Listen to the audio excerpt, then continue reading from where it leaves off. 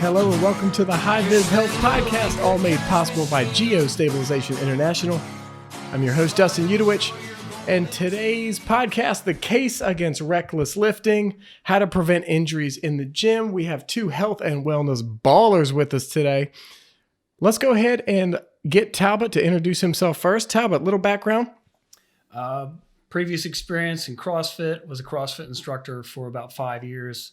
Did personal training for 2, segued out, and now I'm currently in sports massage, working with athletes. All right, very cool. John, before you actually give us an introduction, when I texted you guys earlier for how you might introduce yourself, could you give us just a couple of those? Well, I'll have to please do return to my text here because I'd like to prepare the audience for such a prestigious name that I can't even remember all of it myself. There were actually, Talbot, I think there were 6 names on that list. Yeah, it's John Stormborn, House of Fleming, the Unburnt, King of Andals and the First Men, John of the Great Seas, and the Breaker of Chains. Yeah, there's just a few of them. A breaker of chains. Yes. With accent. Father of Dragons. John, aside from those things, maybe something you accomplished in middle school or professionally in real life? Yeah, so most of my early career was spent in collegiate strength and conditioning, training athletes around the country, a couple different places. After about 8 years in that career, I decided I wanted to branch out and work in the general public. And I've been running 2 gyms for the last 11 years now. One for the last 11, one for the last 3. So everyday individuals is kind of my bread and butter these days. But yeah. Okay, very cool. So fellas, we are in December. You can see the grand tree that I have had positioned on this table. I don't think our listeners are going to be able to connect with you guys in the right way unless they know your favorite Christmas movie of all time. Talbot? Home Alone's good, but I'm going to have to roll with Jingle All the Way with Arnold Schwarzenegger. Get down. a true drama for the ages. Really good. Okay, so now we see the depth of both of our guests. Get out of the way. John, I'm expecting you to say maybe the original Die Hard, Nakatomi Plaza, with the Family Matters cop. Yeah, Carl, that's right. Is it Carl? Yeah. That sounds right. Talbot on point. Yeah, boom. I was going to jokingly say Die Hard because I don't know how that's a Christmas movie. But I'm an animated movie guy, so I don't know. Elf is one, and that's not animated. But okay, good point. But Frozen's a good one. It's not really Christmas, but Frozen gets me going. All right. Expect John and his family to be sitting down to a nice replay of Frozen this Christmas. So let's get down to business. A quick warm-up for our topic matter today. Cheers to gym fails. Have we all seen the YouTube videos with gym fails? It's this weird mixture of laughing and cringing. It's odd. So somebody, let's open the floor here. Maybe Talbot. What are we seeing in these videos? I mean, there's some obvious things, but what's going on here? You know what? It's a double-edged sword for me because I look at it and some of it is funny. There's part of me that's like, dude, like, what are you doing?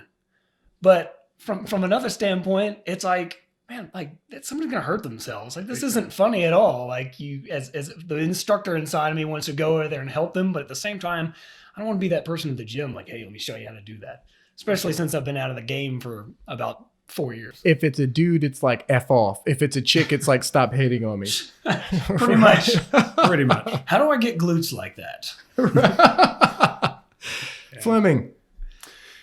Yeah, I mean, it's one of those things where it's comical. I mean, I can't tell you how many times I'm at my gym and one of my clients comes up to me and starts like, I have to show you this video. So we look at it all the time and it makes you laugh. It's hysterical. But, just to Talbot, to his point, it's from a professional standpoint, you're like, where on earth did you see that? Or do you actually think you were doing something that you saw correctly? It's kind of hard to believe that people believe that they're doing something that's not harmful to their body. So is this just a misconception of more weight is better and biting off more than you can chew? Is that what we're seeing in these videos? I mean, we're seeing a lot of things. Can we simplify it best by saying you're just using too much damn weight?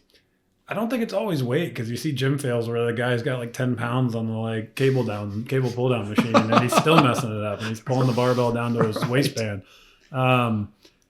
I think it's a combination of lack of information and way too much information. You know, with the internet and everything that we have, you can look at, right? You can look at 10,000 videos of how to do a push-up or a get-up, or don't get me started on people doing kettlebell swings after watching a video and doing kettlebell swings. I'm probably going to get you started on that Okay. in about 10 minutes. All right, perfect. Yeah, it's mind-numbing. When we talk about nutrition and we talk about exercise, it's mind-numbing. There's so much, and you put it well, misinformation out there.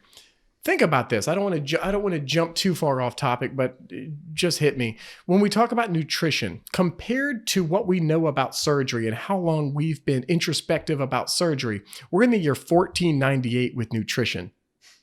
Like what? You know, and then we talk about exercise. You know, we're pretty far along. We do know a lot about anatomy and the human body and how we could put together good performance programs.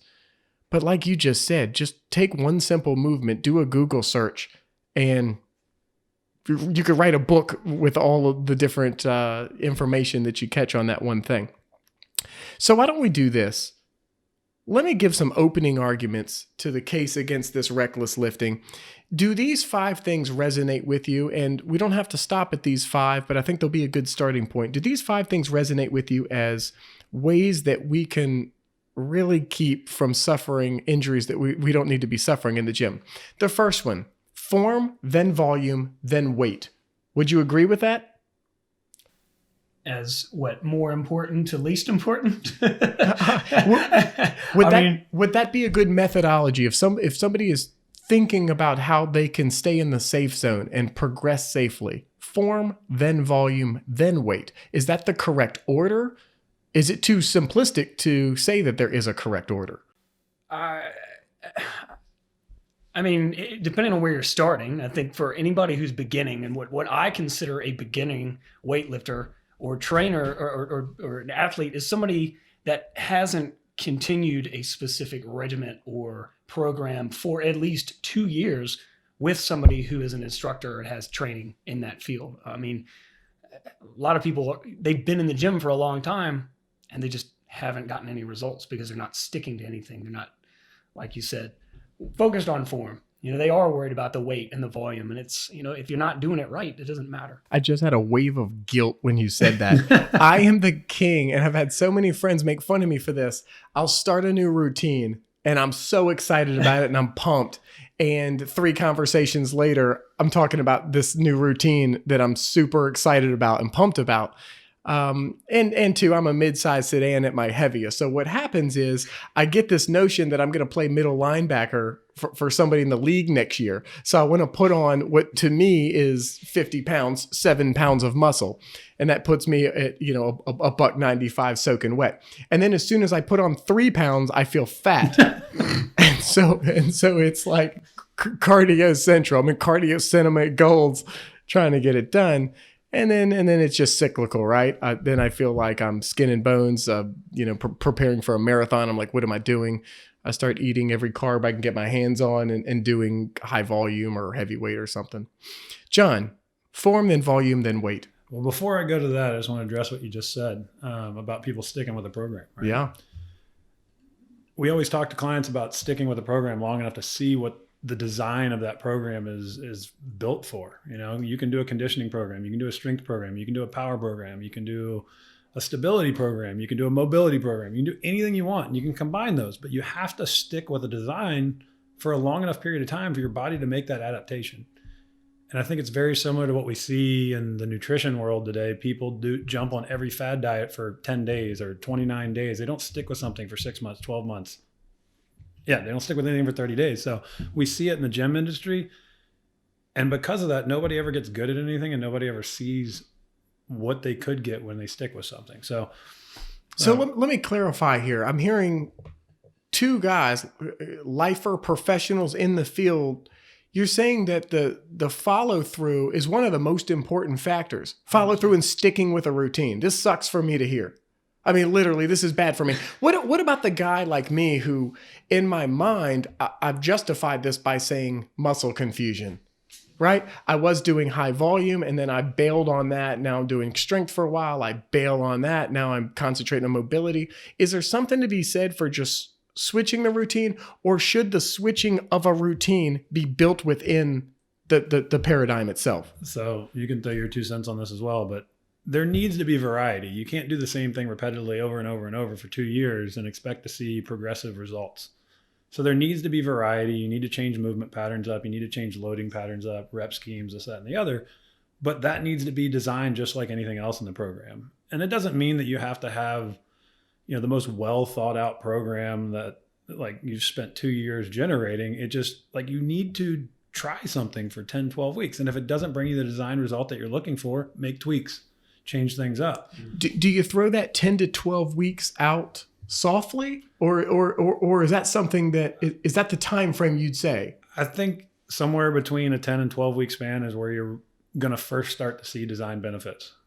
I think anything shorter than that, yeah, you might feel a little stronger. Yeah, you're going to see conditioning improve, but to really see a program through, I honestly think you need the better part of a 3-month period to at least see those adaptive responses. And this isn't, I'm giving you a 1-pager boot camp workout. You do that for 12 weeks. That's not what we're talking about. We're talking about something that fits in something greater. Yeah. If I'm allowed to throw out a name here, I don't know if you'll have to edit this out. Dude, toss names. You're a name dropper, man. There's a great resource, a brilliant guy in the field named Dan John. And one of the things he talks about is the first time somebody comes into his gym, he hands them a program that's basically farmer's walks. And that's it for like 10 weeks or 6 weeks. I don't know. Sorry, Dan, if I'm misquoting you. But the point being, it's a consistent period of time and it's the most basic program. His reasoning behind it, if you can't stick with this basic program for 6 weeks or 8 weeks, you're not going to stick with something complicated. So it doesn't have to be like this mad genius design of a program. It just needs to be something that you'll stick with. And then once you can stick with something, then we can add to it. Yeah. Based on the way you introduced yourself, I guess I thought you were going to say Clay Aiken was the guy you were talking about. But I mean, he is a musical genius. Yeah. Ruben's still pissed, by the way. That was the same one? Ruben Studd, Clay Aiken? Yeah, Kelly Clarkson was in there somewhere. I don't know. I'll tell you what. If we have a GSI listener out there who can clarify that Clay Aiken and Ruben Studdard were on the same one, I'm going to send you something straight from Amazon. We're keeping Amazon in business these days. We want to get our employees the health stuff they need. Hey, Talbott, I know that you feel very passionate about this one. We're going to number 2 for our opening arguments. Can I stop you for 1 second? Yes. Are you going to sing some Clay Aiken lyrics right now? Because this will be one of the worst podcasts. I'll do Whitney Houston before Clay Aiken. But no, to that, I wanted to throw in a little bit on the question you actually asked me.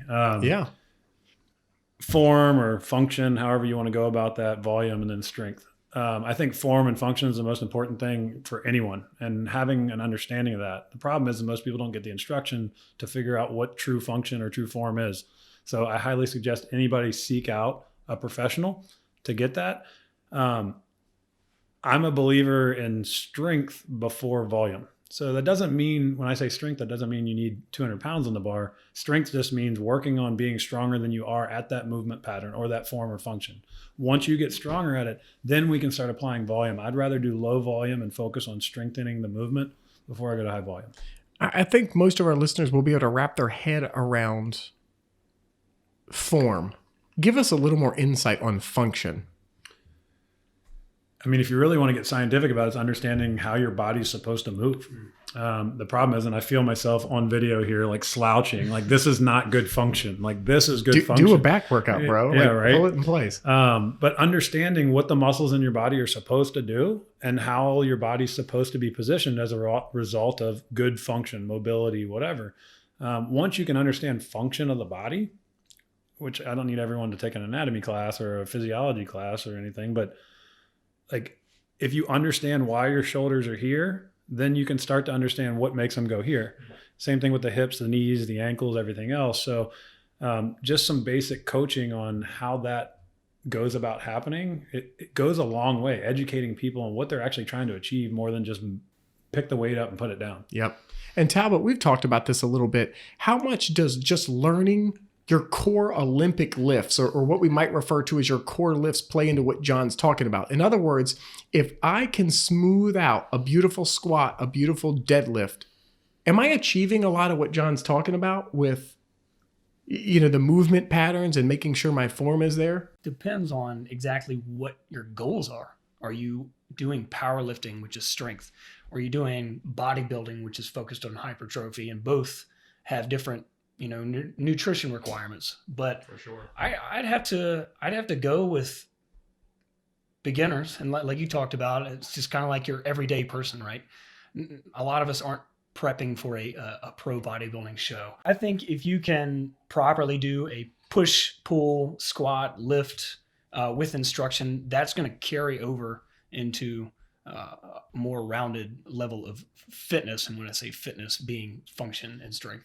Real quick, to the heartbeat of my company, and for a lot of the workers out there, and for a lot of people that travel, if you're on the road, are there some good resources where you can be resourceful and get coached up? I mean, is this something can YouTube help us here some? Well, I mean, going back to what he said, there's a lot of great, credible trainers out there. I know you like Athlean. Athlean X, Jeff Cavalier, he's definitely one of my favorites. Jeff Cavalier at Athlean X, Yes. Great resource. I've used several of his things myself. So yeah, that's a good one. Yeah, I mean, I'd point all my clients towards him because he has a video on everything, and he does break down the anatomy and the function, the mechanics of the body, and proper technique, which is, in my personal opinion, more important than anything Jeff, else. make your check out to Geostabilization International parent company. Much appreciated. Talbot, lead us into the warm-up. It sounds so watered down, right? And some people probably do it in a watered down fashion. What's a good warm-up? What's a outdated, obsolete warm-up? What do you see in the gym, and what do you see, as you're talking with your clients? What are you seeing that bugs you? What are you seeing that encourages you? Well, what I had a hard time with, especially in the CrossFit industry, I don't know if I can say that word anymore, I saw, especially because when I did my internship, it was very strict, proper form. I mean, my coaches had me on a PVC pipe for 2 weeks before I could even touch an empty bar. Party in the USA. So trying to get people to warm up and self-care and take care of themselves post-workout, that's the hardest part of the fitness industry, because everybody wants to get in there and they want to do the workout, but they forget about how important warm-ups are, stretching, foam rolling, which is basically self-massage, and that's ultimately going to prevent your injury in most cases. Okay, so here I am, another shining example. I'll have a bunch of awesome workouts in a row, and I've done the restoration afterwards. I've done the rolling. I've done the things that are getting me ready for the next workout, and I feel awesome. But there's not a ton of continuity to it. I always seem to fall off with that routine. Is this a matter of convincing people you're talking to that these are the little things that are going to make your workouts badass? This is what's going to improve your strength. I think if we think about the warm-up and the cool down and the recovery things in a different light, or in the same light as we consider the workout itself, then maybe we start to change our disposition towards that. But you tell me I got 10 minutes left. Sometimes I go 22 years old on your ass, and I'm just like, oh, let me squeeze in some sets. Yeah, right. Sloppy cheek curls. Burnout. So, I mean, is that what we're talking about here? Just setting home the idea that, guys, this is how you get where you want to get. So let me ask you a question. What is the most common thing you hear from friends, clients, whatever, about what is the qualifier of a good workout for them? I'm dead. I leave the gym and I'm dead. Yeah. I was so sore for like 5 days. Whatever it is, I'm sweaty, I'm tired, I'm destroyed. That's their focus. And the problem is all they care about is that. And part of it is because media has told us that that's what you need to do. One of the things I love about Strong First Kettlebell is one of their biggest mantras is the warm-up is the workout. It isn't a separate piece. It is part of your workout. And the cool down or the foam rolling or all that should be just as important. We tell all of our clients that walk in, the first day we spend with them, we teach them how to foam roll every single part of their body. This is the most beneficial hour you will ever spend with us. yes, the strength training and everything else we do is important. But if you don't take care of that stuff, just like you said, your ceiling's a lot lower, you know? Absolutely. And this kind of spills into the third of 5 points here. Don't F with fatigue. Rest is part of a routine. Mm-hmm. So that was a great lead in. What can we add to the idea of rest, recovery, and specifically rest days? Because I know there's people out there, especially the guys that get really fired up. They've decided they're going to change their lives. They're making fitness and nutrition and other wellness habits a priority. And they think that 6 days is better than 5 days. 5 days is better than 4 days. They're measuring the success and effectiveness of their workout routine based purely off of volume. What can we send our listeners home with on that specific subject matter? I think there's such thing as overtraining. I mean, if you're not a pro athlete, I personally don't think that you need to be training every single day. I mean, if you're doing it properly, if you're getting enough sleep, first of all, if you're getting enough water, which is just as important, and you are eating, I don't want to say correctly, but being conscious of your diet, because, we live in America. I like ice cream and I like my cheeseburger, Go straight to your triceps. Exactly. Like, who needs a six pack? I personally believe if you're doing it correctly, if you're taking care of yourself outside of the gym, you can get pretty good results depending on what you're aiming for in 3 workouts a week. Yeah. In addition to your full-time job and driving and taking care of the kids and whatever else you got going on. For sure. And number 4 is recovery practices, and we've covered that pretty well. Number 5 is a very simplistic thought, but I think we might be able to add a few speaking points to it. That's increase gradually. And I think we've talked about getting in a routine that progresses in a logical manner. What do you see in the gym day to day? And John, you have the luxury of instructing at your gym, and I know very well that one reason your gym stands out from virtually every other gym that's in your specific space is because of the scalability of what you do.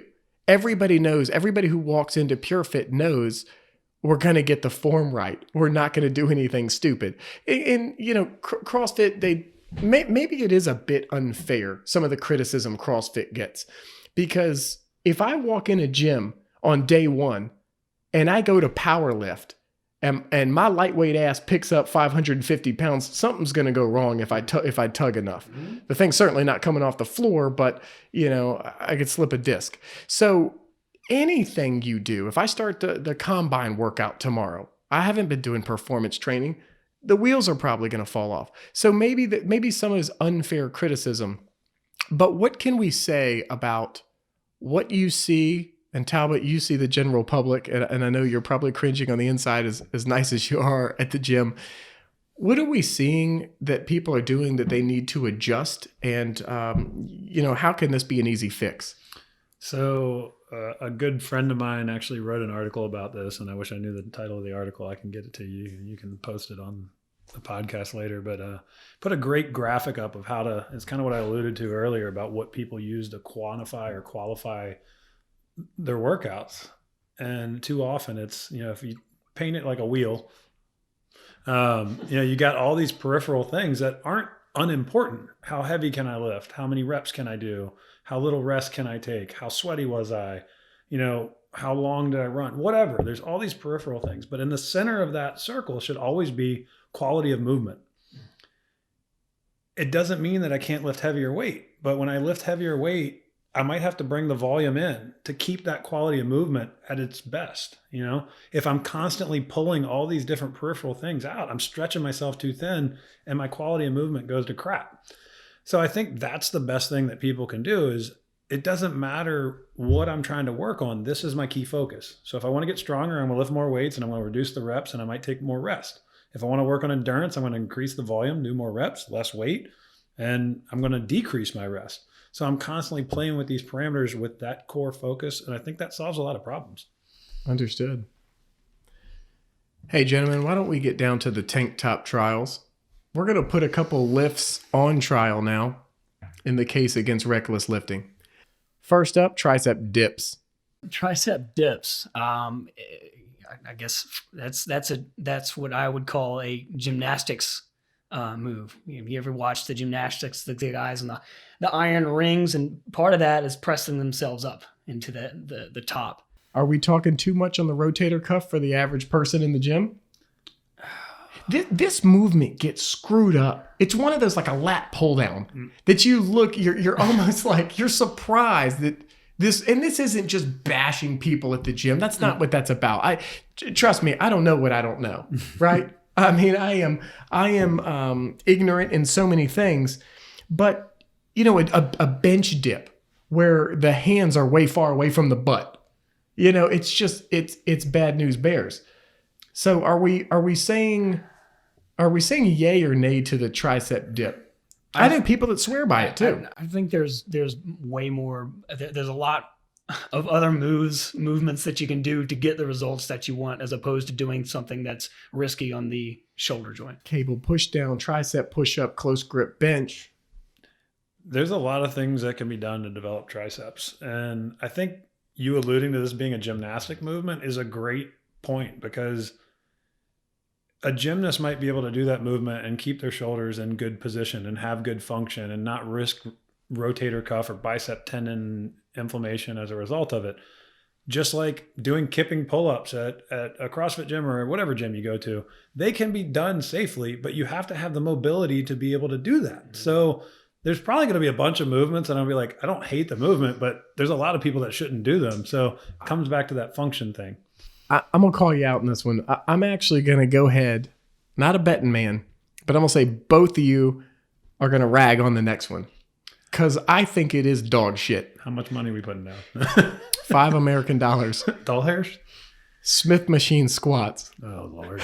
All right, Talbot kept his poker face on. I didn't. All right, John, let's lead with you. Let's see if Talbot has anything good to say following. What do you got to say about the old Smith machine squat? I feel like you're locking a bar into a position that's not natural for functional movement. I'm not a big fan of machines, period. Everybody talks about the safety of machines, but my whole thing is if you can't do the movement without a machine telling you how to do it, you shouldn't be doing it. So that's where I think the beauty of body weight and free weight exercises, you're teaching your body to move in the real world where gravity can push you down. And if you're unstable, you can move in every plane of movement. Just in that alone would be reason enough for me to tell somebody, don't do that. And they're like, well, I don't have a spotter. Well, then don't lift that much weight. You either learn how to do it with a barbell, do it with a kettlebell, do it with a med ball, do it with bands. I don't care. Do something that's safer and that you can do correctly on your own. I'd have to say it, at any time that it was effective. I think if you're working with geriatrics and physical therapy, as far as like a fitness, and I don't see how it's helpful in getting strong. You never fully contract your glutes or your quads when you do a Smith machine. So point well taken. There is a specific population this may be advantageous for. But for the average gym goer with high aspirations, I think it's pretty limited. I think it's safe for, like I said, somebody coming off of surgery that is getting back into basic like motor function. I think it's good to have as far as physical therapy goes. But other than that. All right. Now, let me ask you this, just out of curiosity, because you work in the rehab world a little bit more than I work in the rehab world, although I feel like lifting in a weight room should be rehab. But would you rather somebody be on a Smith machine or put a Bosu ball behind their back and do wall squats? Or what would you rather, like if you had to choose between different modalities or different implements of rehabbing somebody, say post ACL tear or whatever, what would be your first go-to or first suggestion for somebody in that movement pattern? I think just trying to do a basic body weight squat without any equipment and focus on hip mobility, posture, and just control on the way down, control on the way up. That's what I have to say. Control. I like it. Nice. Okay, let's stay in the same family here. Machine leg extensions. So I'm going to call myself out on this one because I used to do bodybuilding and I love the way that my quads feel as I'm doing them.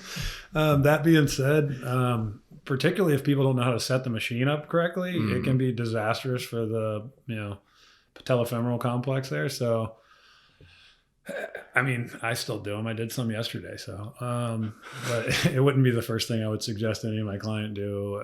Squats, deadlifts, some of your core movements, step ups, maybe lunges. Yep. Talbot, what do you think? You got any beef with the old leg extension? Well, I mean, I'd have to follow up with my first one. I think it's definitely good if people are coming off a knee surgery. You have geriatrics that are getting that function back. I think it's good for just getting that movement as opposed to like, oh, I'm going to get my quads big and strong. But I mean, there's a lot of people that have been doing it for a long time. What I personally don't agree, what I personally don't like about it myself is when I do it. And it's you think it's so simple. You sit down, you extend your leg, and there's no proper form to it or too much involved, but there is. Being in a seated position in general makes your hips tight. And then anytime from that and you're flexing your quad, what that does is just tighten your hip even more, your psoas. And what I do see people is when they do it, they get fatigued, and what they do is start increasing their lumbar spine, trying to lessen the distance of that contraction, which ultimately is just, you see they're just wrenching on their psoas, which is a very deep hip flexor muscle. And that's something a lot of people just don't like. You just don't think about unless you know. Yeah. So there again, if it's not done correctly, you're just doing more harm than good. But if you're, pumping out reps and trying to get swole, go for it. All right. If it's not hurting you, do it. One more before we open the floor for you guys to just blast a couple lifts. Ab machines. What are those? There's just too many. One, I just read an article the other day of like Canadian Army or somebody just banned sit-ups from their workout regimen because of potential issues on the spine and that hip flexor shortening and psoas and this, that, and the other. Obviously there's people that have been doing sit-ups for 100 years and whatever, they didn't die. But I just think there's better movements to be done. So when you start loading those movements with a machine and you start going away from functional movement into machine movement, forced movement, I just feel like there's too many body weight exercises. And at the end of the day, what makes your abs the strongest? Bracing against weight. So I don't really see the need for a bunch of ab exercises. So what's your 30-second elevator pitch for somebody who's like, hey, I just want to start a good ab routine or have an ab routine supplementally, have it be in addition to my current routine? Where do we start? 30 seconds. What do you need to be doing? You want to get better ab routine. Let's teach you how to do some heavy carries. Let's teach you how to do some stabilization exercises, plank variations, lateral planks, and then teach you how to get stronger through deadlifts and squats. I mean, you're going to create more tension in your core bracing against a weight that is challenging to you. I'm not saying put 400 pounds on your back, but something that's challenging to you to hold position, to me is much better for ab development, core development than any volume ab exercise you're ever going to do. I don't hate much stuff in life, but there are two things I could put down on paper. One is Major League 3, and the second is side plank. I mean, it is struggle bus. And so I know that I probably need to not shy away from that. It's something I obviously need to do in a safe environment. Talbot, ab machines. Waste of time. Can them. Waste of time. Can them. What's so bad about them? I mean, a lot of, like you were saying, a lot of ab exercises that are common to us are pointless. Like crunches, I'm sorry, everybody out there, you're wasting your time. Okay. A lot of, like you was saying, what other time do you need to do this crunching motion from the floor except get out of bed? There's no other time.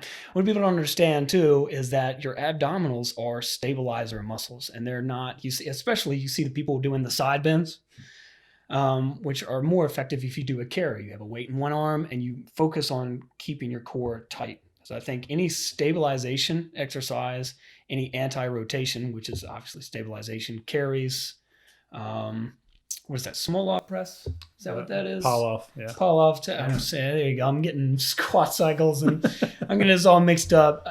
It kills me. I see people doing crunches and I'm like, you might as well just like sprinkle diamonds on your poop to make it twinkle. Like, And shouldn't we mention here too, the marketing world loves ab routines. Don't we need to get away from the thought of ab workouts and think more about core? Like it isn't, we're talking lower back, butt, hip flexors, and your abs. If you're weak in 3 of those, and then you're just hoping to wake up with these amazing abs, isn't that a little far-fetched? Don't we systemically need to build ourselves throughout the core in order to reach our goals with our abs? Yeah, I mean, I think the real problem is for ever since the fitness boom in the late 70s, early 80s, like it's been all about 6-pack abs and this, that, and the other, as opposed to what we've been talking about for the majority of this time is its function. And that's what people think they need to do. They care more about what they look like than what they feel like or how well they move or how little pain they're in. Not how strong you look. Yeah. Or no, wait. Not how strong you look. How strong you are is what we should be focusing on, right? Right. And that's one of the things I tell my clients. My job is to get you as strong as I can in the body that you have. I'm not trying to turn you into Arnold Schwarzenegger. And if you really want to see how strong you can be in a small body, go watch an Olympic lifting meet. Go watch a good powerlifting meet, and you'll see some dude who's like 145 pounds deadlifting 650. Not saying you need to do that, but there's a lot of power packed in that body. It didn't come overnight. The goal is to make yourself stronger in the body that you have progressively over time. And if you do that, I guarantee you're going to be walking straighter when you're 85 than you would be if you didn't. So I'm hearing that this summer is going to bring the combine into my life. I could be a middle linebacker. Pretty much. Just got to hang around you boys a little bit. Hey, last one. I got to add one more here. I saw this one as I was trending some articles online. This one popped up. Not huge with the worker community necessarily, but it kind of caught my eye. The elliptical. Simple to use. People kind of gravitate to them.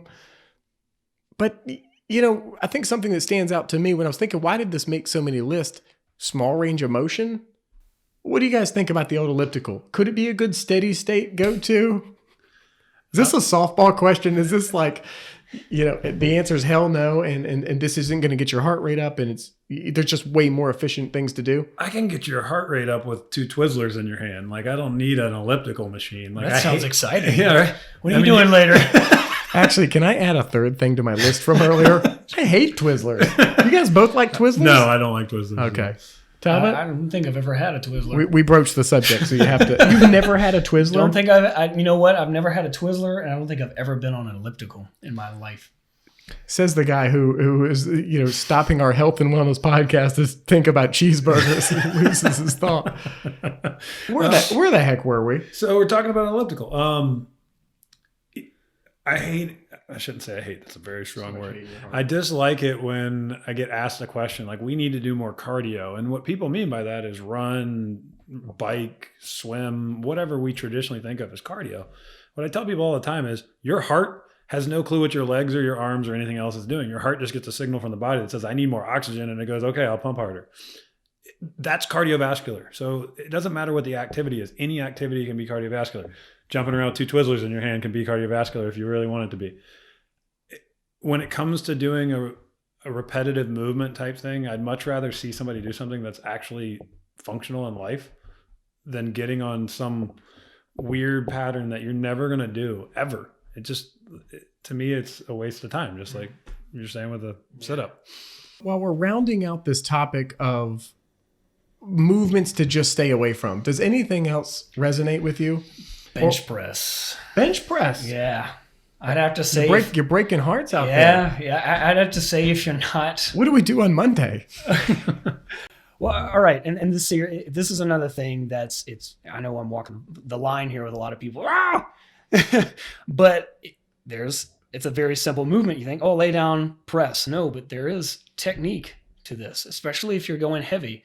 But what I see more, especially with my clients, there's more injury, there's more damage done than good, because they get on this bench and they think they're going to get those aesthetics, but there's safer ways to get those pecs to pop out and the front deltoids and the triceps, as opposed to laying, just in case you get caught between the wall and a refrigerator. There's not too many other times you're just going to be isolated from that movement. So I'm going to have to disagree with the push-up. I mean, the bench press. Do we alleviate a lot of that from the simple change of moving to dumbbells? dumbbell press? Is that going to allow us to work through a natural range of motion much better? Yeah. I mean, anytime you're using a barbell, or a machine, you're taking away from the natural movement, especially your shoulder with that circumduction. There's so much going on, and anytime you fix it on a track like that, and if you're hyperextending it, too much internal rotation, external rotation, you're setting yourself up for pain. Maybe not anytime soon, but 10 years down the line, just the wear and tear over those ligaments in there, it's not worth it. Give us 3 lifts, and you can certainly use the dumbbell bench press if you'd like. Give us 3 lifts that are going to be superior for that long-term run, that are going to be better than the bench press. I think any pressing movement for the average person doing proper dumbbell press, whether it's horizontal or vertical, it's going to be safer and it's going to be more beneficial, and you're also going to work out the imbalances on either side. John, what is your stop doing this people movement?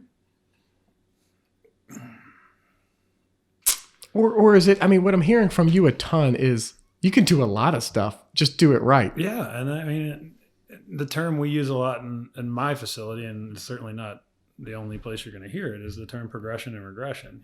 We kind of have our baseline movements of, you got your certain functional movements, a squat or a hinge, a knee bend, or sorry, I'm totally messing this up. Clap, edit that. And now with that charisma, we're going to keep it. Yeah. So you got your hinge, a deadlift movement. You got your squat, a knee bend movement, or something along those lines. You've got some form of a push. You've got some form of a pull overhead or forward, backwards. And then you've got carries or bracing. That's 5 basic human functions in movement. So your baseline movements are there. If somebody can't do that, you regress them into something that works on the same motor patterning, but makes it easier for them to have success. And once they've gotten to baseline, and that's easy, then you progress them and make it more challenging. So you can go back to a pull-up or a body row or a kettlebell row to a kipping pull-up or an upside down pull. I mean, there's so many different ways we can challenge movements. So so counterintuitive to your average 35, 40-year-old dude who wants to get strong. Because what he's going to think is these steps back, this regression, these things aren't impactful. A knee push-up is not impactful, when really a knee push-up gets you through an entire range of motion well and adds volume at the same time. So I'm hearing you loud and clear, and I think that's going to be very helpful for our listeners. Example? So we have a client that's been with me for about 1.5 years, and he was a former powerlifter in his 20s. Strong dude, big guy, but he'd been out of lifting for, 5-6 years. Came to us, just wanted to get in better shape. And as we started working on stuff, all the squats and deadlifts were like, dude, you're doing that wrong. You need to do this. You're not getting enough external rotation of the hips. You're rounding at the back, whatever, you name it. Fast forward about 1 year down the road, this guy has PR'd on every single lift for his entire life, better than he did in his 20s when he was powerlifting training. And why? It's not because we did some genius mad scientist program. It's we taught him better function. And when you're more functional, you're more effective and you're more efficient, and therefore you're stronger. So I don't really have any movements except for maybe this guy. The inner outers. Yeah, the adductor. The adductor machine. Oh my gosh, that's the one. Tough to retain the man card and do those machines. I've definitely tried. I think Talbot's probably looked at me a little weird. Talbot and I, on occasion, will go to the same gym. Get side-eyed by Talbot. Why are those so bad? Well, again, you're doing a movement that's... Why am I bringing more attention to myself on this? You're doing a movement that's... Yeah, we need to create external rotation in our hip. It allows for proper function of the hip. It allows the glutes to stay engaged. It protects the knee position and whatever. But we don't do it with our feet up in the air floating. Like, it's kind of like your foot should be grounded and you're tensioning the floor to create external hip rotation. So it's just one of those things where, again, you see a movement that's not natural. And just like you talked about on the quad, the leg extension, you see all this happening as people are doing it. And it works on a great dance move at the club, but it doesn't do a whole lot for function. So. All right, gentlemen. So why don't we work to closing remarks here? And let's start with Talbot. And inclusive within the closing remarks, let's consider our community of advanced lifters. What do we need to consider? So the topic today is, let's avoid injuries. What can we say? Because we do have a lot of listeners out there that they're in the gym. They're very familiar with the gym, and some of them, I mean, even really high level CrossFitters, very fit guys. They're looking to maybe get to the next level and get there safely. What do you have to send them home with? I don't think it really matters what level you're at. Self-care and is going to be number one. I mean, you talk to anybody, especially self-care kit. What's in there? Self-care, sleep, sleep, water, nutrition. Never eat a Twizzler in your life. Sleep, water, nutrition. Those are top three before anything. As far as programming goes, as far as self-care. Massage, sports massage, pre and post event. I mean, anybody out there that's doing it, Olympic athlete, football, basketball. I mean, you see cupping marks on every pro athlete now because it works. Understood. It works. Fleming. Yeah, I mean, I think recovery is probably the biggest missing piece. I think mobility and recovery are probably the two missing pieces from most everyday individual gym goers and most athletes. Nice thing about athletes nowadays is they're kind of getting some of that stuff forced upon them. But learning to work on mobility, because that allows for that function that we keep talking about. So foam rolling, lacrosse balls, different stretching or patterning movements to help out with that. And then recovery. And the thing we talk about a lot is we refer to what we call the stress cup. So if this is your stress cup, and some of us can handle more stress than others, but we all have a stress cup. And we've got work stress, we've got home life stress, we've got financial stress, I don't know, your dog crapped on the floor stress, and then you've got exercise stress. All of it's stress. And we forget about the fact that exercise, even though it's good for us, while we're doing it, it's creating stress, which is bad for us. So if I've got my stress cup full to here, that's not the day for me to be doing, high intensity workouts. So learning to understand your body's ability to handle that stress, listen to your body telling you, I'm tired, I'm fatigued, I'm weak today because I'm fatigued, or I'm in pain. And the more you can start to understand where that stress cup is, that recovery will get better and better. Don't eat cortisol. Work on recovery. Two very important takeaways. Gentlemen, it has been an absolute pleasure. And we thank everybody for listening in today to the High Vis Health Podcast. I'm your host, Dustin Udowich. Goodbye from myself, Talbott, and John, and we'll see you soon. Let 'em mercy.